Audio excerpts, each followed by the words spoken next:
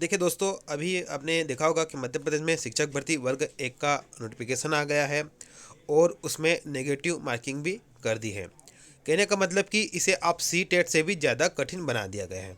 अब बात हुई सी टेट की, बात हुई तो मैं आपको बता दूं, सी टेट एक ऐसी एग्ज़ाम है जिसके बाद आप केंद्र में जिस सी टेट देने के बाद, विभागीय परीक्षा देने के बाद आप केंद्र में टीचर बनते हैं और केंद्र में जो वेतन भत्ते मिलते हैं, मैं आपको बता देना चाहता हूँ कि जो हमारे यहाँ उच्च माध्यमिक शिक्षक को जो वेतन मिलता है ना, उससे भी ज़्यादा वहाँ पर प्राइमरी टीचर को मिलता है, क्योंकि वहाँ पर प्राइमरी टीचर का ही 35,000 बेसिक होता है और डीए, एचआरए, अन्य भत्ते मिल जाते हैं, तो सैलरी बहुत हाई जाती है। और एमपी में ऐसा नहीं है। तो अब जिसको सी टेट से ज़्यादा कठिन बना दिया, आपको गुणवत्तापूर्ण शिक्षक चाहिए तो आप वेतन भी उसी तरह से करिए, गुणवत्तापूर्ण वेतन भी दीजिए, है ना। पहले आप वेतन कम दे रहे हैं, 70% दे रहे हैं, 80% दे रहे हैं, 90% दे रहे हैं, अब आपने नेगेटिव मार्किंग भी डाल दी है ना। तो यहाँ पर एमपी वाले कैंडिडेट पहले ही एक तो वैकेंसियाँ कम आती है, बहुत सालों बाद आती है, और उसमें भी अब बहुत चैलेंजिंग पार्ट इसको बना दिया है ना।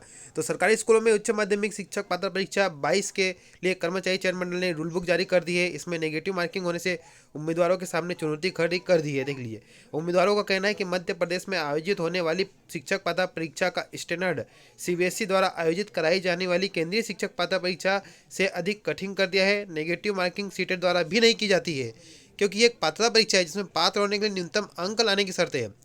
इसलिए इसमें नेगेटिव मार्किंग नहीं होनी चाहिए। स्कूल शिक्षा और जनजातीय कार्य विभाग के लिए आयोजित होने वाली इस पात्रता परीक्षा में 150 अंक पूछे जाएंगे।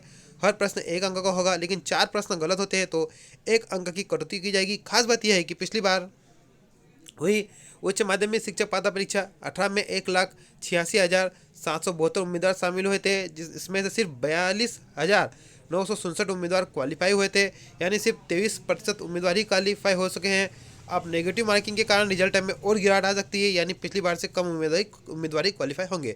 तो आप देख सकते हो अब नेगेटिव मार्किंग से कितना होगा, बहुत सारे कैंडिडेट आउट हो जाएंगे फर्स्ट पेपर में ही, है ना।